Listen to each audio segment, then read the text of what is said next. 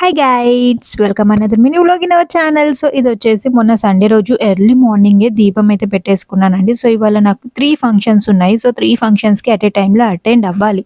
So ఖచ్చితంగా వెళ్ళాల్సిన functions. ఇంకా తొందరగా ఇంట్లో వర్క్స్ అన్ని కంప్లీట్ చేశాను. ఇంక ఇంట్లో వంట చేసే టైం అయితే లేదు. సో ఇంకా బయట నుంచే బ్రేక్‌ఫాస్ట్ అయితే తెప్పించేసాను. సో నేను ఎర్లీ మార్నింగ్ ఆయిల్ ఫుడ్స్ తినడానికి ఇష్టపడను. బట్ ఆ రోజు తప్పదు కాబట్టి ఇంకానైతే తెప్పించేసాను. ఫంక్షన్ ఏమీ షూట్ చేయలేదు. ఇంటికొచ్చేసరికి ఈవినింగ్ 5:30 అయిపోయింది.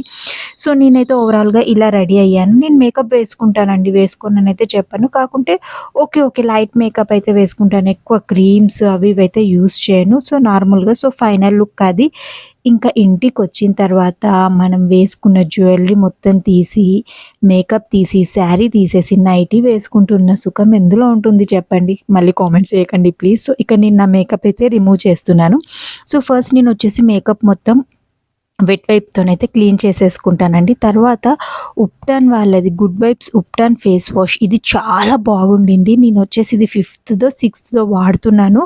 మన స్కిన్ పైన ఉన్న మొత్తం ట్యాన్ అయితే చాలా వరకి రిమూవ్ చేసేస్తుంది. మీకు కావాలంటే పర్పుల్ యాప్‌లో అవైలబుల్‌గా ఉంది. అది మొత్తం క్లీన్ చేసుకున్న తర్వాత ఇది నైట్ క్రీమ్ అండి.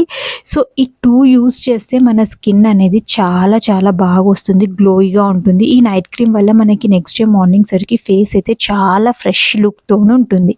సో ఇంకా అప్లై చేసేసుకున్నాను. ఇంకా ఎక్కడికైనా ఎళ్ళొచ్చాక మనం ఫుల్ టైర్డ్ అయిపోతాం కదా! ఫస్ట్ అయితే నేను టీ అయితే పెట్టేసుకున్నాను.